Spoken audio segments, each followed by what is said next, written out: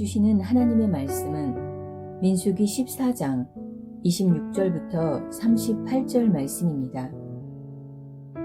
여호와께서 모세와 아론에게 말씀하여 이르시되 나를 원망하는 이 악한 회중에게 내가 어느 때까지 참으랴. 이스라엘 자손이 나를 향하여 원망하는 바 그 원망하는 말을 내가 들었노라. 그들에게 이르기를 여호와의 말씀에 내 삶을 두고 맹세하노라. 너희 말이 내 귀에 들린 대로 내가 너희에게 행하리니 너희 시체가 이 광야에 엎드러질 것이라. 너희 중에서 20세 이상으로서 계수된 자 곧 나를 원망한 자 전부가 여분네의 아들 갈렙과 눈의 아들 여호수아 외에는 내가 맹세하여 너희에게 살게 하리라 한 땅에 결단코 들어가지 못하리라. 너희가 사로잡히겠다고 말하던 너희의 유아들은 내가 인도하여 드리리니 그들은 너희가 싫어하던 땅을 보려니와 너희의 시체는 이 광야에 엎드러질 것이요 너희의 자녀들은 너희 반역한 죄를 지고 너희의 시체가 광야에서 소멸되기까지 40년을 광야에서 방황하는 자가 되리라. 너희는 그 땅을 정탐한 날수인 40일의 하루를 1년으로 쳐서 그 40년간 너희의 죄악을 담당할지니 너희는 그제서야 내가 싫어하면 어떻게 되는지를 알리라 하셨다 하라. 나 여호와가 말하였거니와 모여 나를 거역하는 이 악한 온 회중에게 내가 반드시 이같이 행하리니 그들이 이 광야에서 소멸되어 거기서 죽으리라. 모세의 보냄을 받고 땅을 정탐하고 돌아와서 그 땅을 악평하여 온 회중이 모세를 원망하게 한 사람 곧 그 땅에 대하여 악평한 자들은 여호와 앞에서 재앙으로 죽었고 그 땅을 정탐하러 갔던 사람들 중에서 오직 눈의 아들 여호수아와 여분네의 아들 갈렙은 생존하니라.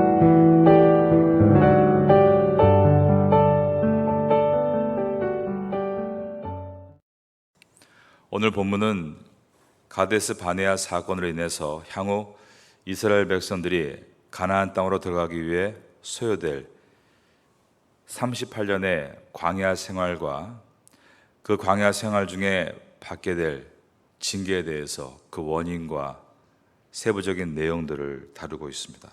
민수기 14장 26절과 27절을 보겠습니다.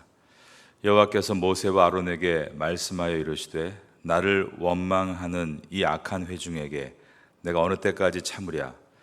이스라엘 자손이 나를 향하여 원망하는 바 그 원망하는 말을 내가 들었노라.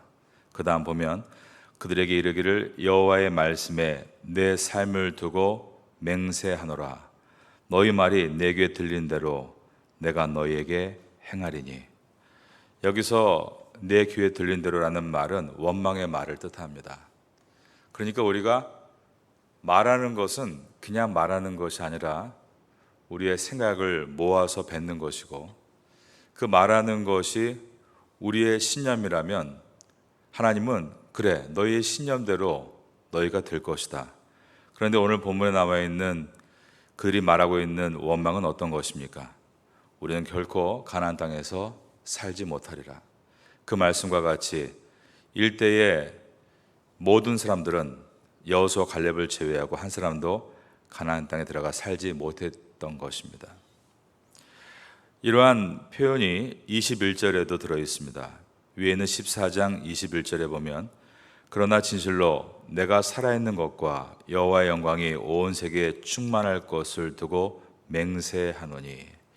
하나님께서 맹세를 한다라고 되어 있는데 보통 우리가 맹세라고 하면 아버지 이름을 걸고 하든가 어머니의 이름을 걸고 하든가 또 신앙인 같은 경우는 그래서는 안 되지만 가끔씩 하나님의 이름을 걸고 맹세를 하기도 합니다. 그러나 하나님은 그 위에 어떤 분도 없는 스스로 있는 하나님이시기에 하나님은 자신의 이름을 가지고 맹세하신 것을 보여줍니다. 그러면 이 맹세는 어떻게 되는 것입니까? 반드시 성취되는 것이겠죠. 하나님께서 반드시 성취하신다는 내용이 무엇인가가 29절에 들어 있습니다.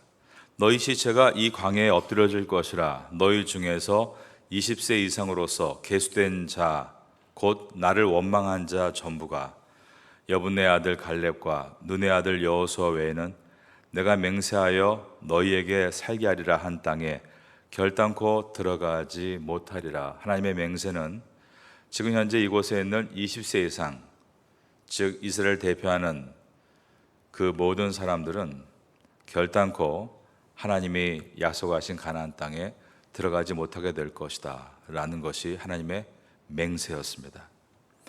20세 이상으로 계수된 자들이 모두 못 들어간다라는 이 말씀은 어떤 것인가요? 민수기, 이 민수기는 백성 민자의 셈수로서 백성을 세는 이야기입니다. 처음에 세웠던 숫자는 60만 3,550명이 되었습니다. 그런데 이들이 왜 약속하신 가나안 땅에 들어가지 못하는가를 또한 설명하는 것이 민수기입니다. 그 원인은 바로 원망이었다라고 되어 있습니다. 4장 29절을 보겠습니다. 너희 시체가 이 광야에 엎드려질 것이라. 너희 중에서 20세 이상으로서 계수된 자 곧 나를 원망한 자 전부가. 원망은 무엇입니까? 하나님의 약속을 내가 뱉어내는 것입니다. 원망은 미래에 대해서 하나님의 약속을 수용하는 것이 아니라 미래에 대해서 내가 하나님을 신뢰하지 못한다는 고백이 바로 원망입니다. 그들은 장차 우리 아이들이 걱정이라며 그 원망의 이유를 타당하게 말했지만 하나님은 너희가 가나안 백성에게 사로잡혀서 또다시 노예가 될 것이라고 걱정하는 너의 자녀들은 그 땅의 주인이 될 것이다 라고 말씀하십니다. 31절입니다. 너희가 사로잡히겠다고 말하던 너희의 유아들은 내가 인도하여 드리리니 그들은 너희가 싫어하던 땅을 보려니와. 이스라엘 백성들이 광야에서 10번을 원망했다라고 이제 우리가 14장 하반부에서 만나게 될 것입니다. 정말 하나님께서 조목조목 설명해 주시는데 10번을 원망했습니다. 하나님은 애굽을 치실 때 10가지의 재앙으로 치셨습니다. 10가지 재앙이 있을 때마다 각자 재앙마다 하나님은 그 땅의 신들을 벌하셨습니다. 하나님은 애굽의 모든 신들과 죄악들을 벌하실 수 있는 능력의 하나님이시다라는 것을 보여주셨습니다. 그런데 이스라엘 백성들은 애굽보다도 엄청나게 힘이 강한 그런 나라가 아닌 애굽보다 훨씬 힘이 약한 가나안 땅을 들어가면서 그들은 우리에 비하면 거인과 같고 우리는 그들에 비하면 메뚜기와 같다라고 했습니다. 이 말은 그 당시의 전쟁은 신들의 전쟁으로서 가나안의 신이 하나님을 이길 것이다 라는 말이었던 것입니다. 지금까지 하나님께서 어떻게 역사하셨는가를 돌아본다면 분명히 그들은 믿음의 말을 해야 맞는데 이상하게도 그들은 가나안 땅에 들어가면서 그런 믿음의 말이 아니라 불신의 말과 원망의 말을 쏟아놓았던 것입니다. 그런데 그 이유가 오늘 본문에 나오는데 자기의 자녀들을 걱정하면서 하는 말들이었습니다. 우리 아이들이 어떻게 될까? 우리 아이들이 정말 성공할 수 있을까? 우리 아이들의 미래가 형통할 수 있을까? 그들은 그렇게 자기 자녀들에 대한 걱정으로 하나님 앞에 원망을 쏟아내고 있는 것입니다. 여러분, 우상이란 하나님보다 더 의지하고 기대하는 것들, 더 많이 생각하는 것을 우리가 우상인 것을 많이 배웁니다. 그러면 최고의 우상이 무엇일까요? 하나님이 애굽에 10가지의 재앙을 내리실 때 마지막 10번째 재앙은 장자를 치시는 재앙입니다. 이 말을 우리가 풀어보면 우리 인생의 가장 큰 우상은 우리의 자녀가 될 수 있다라는 뜻입니다. 자녀 때문에 이렇게 해야 한다. 자녀 때문에 또 저렇게 가야 한다. 자녀 때문에 이 길을 갈 수 없다. 그러나 그 길이 하나님 명령하신 길보다 더 앞서간다면 자녀 또한 우리의 우상이 될 수 있는 것입니다. 그들은 걱정했습니다. 내가 그렇게 아끼는 자녀들이 가나안 땅에 들어가 그들의 종이 되어 살아가면 어떻게 될까? 하지만 하나님께서 말씀합니다. 그렇게 걱정하는 너의 자녀들은 가나안 땅에 들어가 내 백성이 되어 그 땅을 차지하리라. 가데스 바네에서 불만자들은 아이들을 핑계대면서 가나안 땅에 들어가는 것을 반대했지만 하나님은 불평하는 부모들은 모두 들어가지 못하게 하시고 안 될 거라고 생각했던 아이들은 모두 그 땅을 차지하게 하셨다는 것은 우리가 정말 무엇을 붙들고 나가야 되는가를 보여주는 말씀입니다. 14장 32절 말씀입니다. 너희의 시체는 이 광야에 엎드려질 것이요 이스라엘 인구 중에 20세 이상의 남자의 수가 60만 3,550명이었다라고 되어 있습니다. 그렇다면 여성을 합치면 그 숫자가 배수만 해도 한 120만에서 150만 정도 되겠죠. 그런데 앞으로 38년 후에 즉 13,870일 동안 계산해 보면 매일같이 약 90명 정도가 죽었다라고 말할 수 있습니다. 그들은 광야에 모여서 집단 생활을 하고 있었기 때문에 그 안에서 수많은 장례를 매일 보았다는 것입니다. 그러기에 그들은 하나님께서 말씀하신 것이 얼마나 크고 두려운가를 매일 묵상할 수 있었을 것입니다. 33절입니다. 너희의 자녀들은 너희의 반역한 죄를 지고 너희의 시체가 광야에서 소멸되기까지 40년을 광야에서 방황하는 자가 되리라. 우리 인생에 하나님의 나라가 목적으로 되지 않는다면 우리의 인생은 여행자가 아니라 방랑자입니다.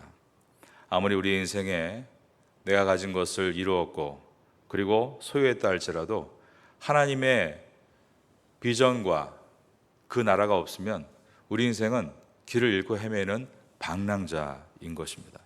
주님께서는 이스라엘 백성 가운데 원망하고 불평하여 하나님의 나라를 원하지 않는 그들에게 너희들은 방황하게 될 것이다 라고 하셨습니다.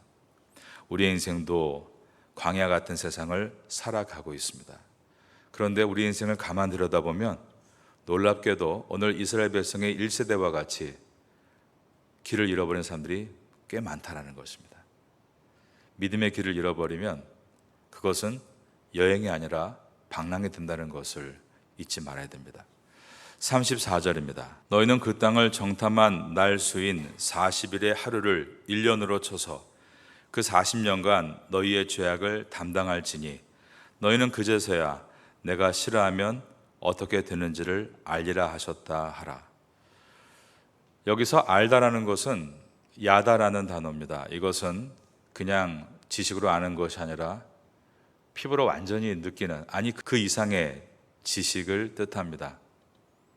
그래서 이 알다가 어디에 쓰이는가 하면 우리가 마태복음에 보면 마리아가 나는 남자를 알지 못하온데 내가 어떻게 수태하리까? 라는 질문에 그 알다는 남자 여자가 합방을 했다.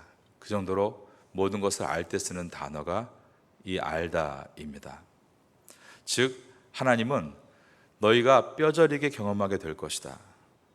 너의 삶 속에서 하나님이 사랑의 하나님이시지만 그래서 너희를 구원하셨지만 너희 인생 가운데 얼마나 공의로 역사하시는지 그 공의를 뼈저리게 경험하게 될 것이다 라고 하셨습니다. 우리가 광야 생활을 좀 생각해 봐야 됩니다. 많은 사람들이 민수기를 이야기할 때 자칫 이것을 구원은 시작됐으나 구원이 완성되지 못한 것이다 라고 해석을 해버리면 다른 사람을 때리는 채찍이 될 수 있습니다. 너 그렇게 하면 구원 못 받는다. 그러나 우리의 구원은 하나님이 값없이 주신 선물이고 그 구원의 완성은 오직 하나님의 주권 안에 있기 때문에 우리가 무조건 예수 믿겠습니다. 입으로 구원하면 구원받는다. 그런 얘기 많이 하지 않습니까? 전도 나갈 때도 예수 믿는 사람 손 들어보십시오. 손을 번쩍 듭니다. 태국 사람들은 손을 잘 들어주죠. 그러면 한국 사람들은 감동을 받고 여러분들은 이 시간에 예수 믿는다고 고백을 했으니 다 구원받게 됐습니다. 그러나 그것은 우리가 알 수 없는 것입니다. 그들이 예수를 믿겠다고 말했지만 그 다음 주부터 절대 교회도 나오지 않고 신앙생활이 없는, 즉 입으로 고백은 했지만 삶이 없는 것을 우리가 어떻게 구원이라 말할 수 있는가? 어려운 일입니다. 그런데 반대로 우리가 그 삶을 하나하나 조사하면서 그들의 삶이 정말 바르고 온전했다 평가한다는 것도 매우 어려운 일입니다. 그래서 우리가 그들의 삶을 평가하고 당신은 구원을 받을 만한 믿음이 됐다, 당신은 구원을 받지 못할 믿음이다, 이렇게 말하면 이것은 또 우리 스스로 구원을 정해놓고 그를 억압할 수 있는 방법이 됩니다. 이처럼 구원을 아주 쉽게 얘기하는 왼쪽에 치우친 것이 구원파라면, 구원을 아주 법적으로 어렵게 해서 심지어 조사 심판이라는 이상한 교리를 만들어서 사람들을 묶어가는 것은 여호와 증인입니다. 우리의 신앙은 왼쪽도 오른쪽도 아니라 오직 하나님이 우리 안에 말씀으로 성령으로 함께 하시는 구름기둥과 불기둥을 바라보며 우리는 매일을 신앙의 삶으로 끝까지 완주하는 것, 그것이 우리의 구원인 것입니다. 그런데 이러한 구원을 걸어갈 때에 우리가 분명히 경험해야 되는 것이 있습니다. 14장 34절과 같이 너희는 그제서야 내가 싫어하면 어떻게 되는지를 알리라. 여러분, 이것은 하나님의 비유를 맞춰라는 말씀이 아니라 하나님의 공의를 떠난 삶이 어떠한가를 배우라는 것입니다. 우리가 이 땅에 살면서 왜 고통 가운데 거하게 됩니까? 항상 새벽에 나와 돌아보면 그때의 선택은 내 결정이었다는 것입니다. 그때 보는 시각은 하나님의 눈이 아니라 나의 믿음 없는 눈이었다는 것입니다.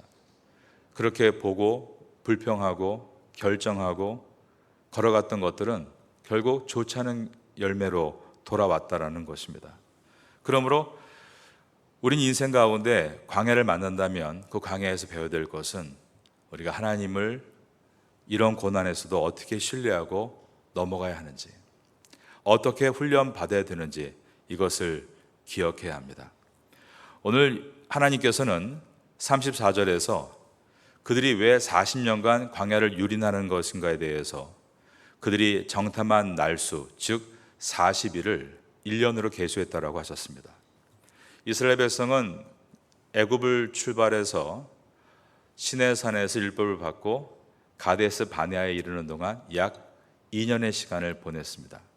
그리고 이제 여기서 곧장 위로 올라가 가나안 땅에 들어가지 못하고 그들은 우회해서 광야에서 유린하는 시간을 38년을 보냅니다.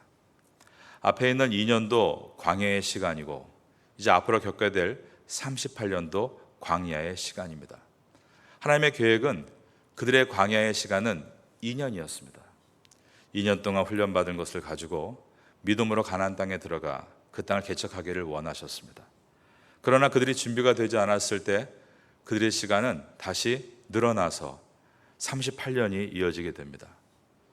우리가 하나님 앞에서 잘 훈련받으면 우리가 경험했던 것들은 좋은 열매가 됩니다. 그러나 우리가 하나님 앞에 훈련받지 못하고 보낸 시간은 그것이 미래의 시간과 더해져서 고난의 시간일 뿐이라는 것입니다. 2년의 훈련을 어떻게 받을 것인가? 하나님께서 말씀하십니다. 세월을 아끼라.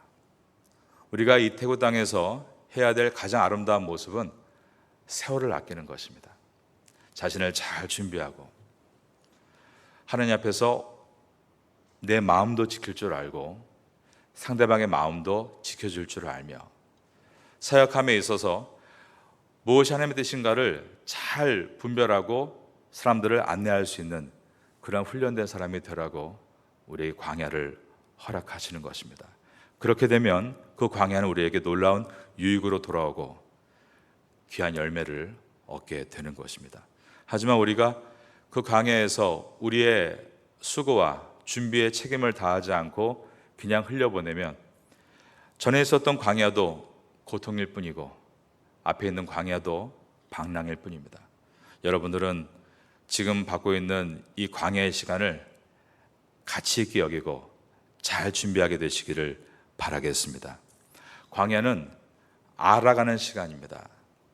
첫 번째, 내가 누구인가를 알아가는 시간입니다. 내가 누구인지를 알아야만 나를 창조하신 하나님을 우리가 바라볼 수 있기 때문입니다. 두 번째로, 하나님의 어떤 분이신가에 대한 깊은 경험을 하는 곳이 광야입니다. 그러면서 내가 옆으로도 넓어지고 또 깊어지고 하나님을 더욱더 신뢰할 수 있게 되는 것입니다. 이 알아감의 시간이 우리 모두 있게 되기를 바라겠습니다. 민수기를 통하면서 우리가 지나가는 이 광야의 생활은 그냥 헛되이 원망하며 보낼 시간이 아니라 하나님을 깊이 알아가고 잘 준비되는 시간인 것을 기억할 수 있는 우리가 되시기를 예수님의 이름으로 축원합니다.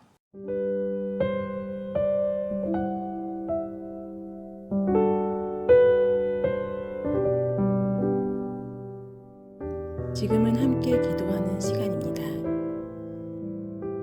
4월 공동 기도 제목은 첫째, 선교를 위해 기도하는 교회가 되게 하소서. 둘째, 이 지역 교회들의 필요함을 채워주는 교회가 되게 하소서. 셋째, 지역사회를 섬기는 교회가 되게 하소서.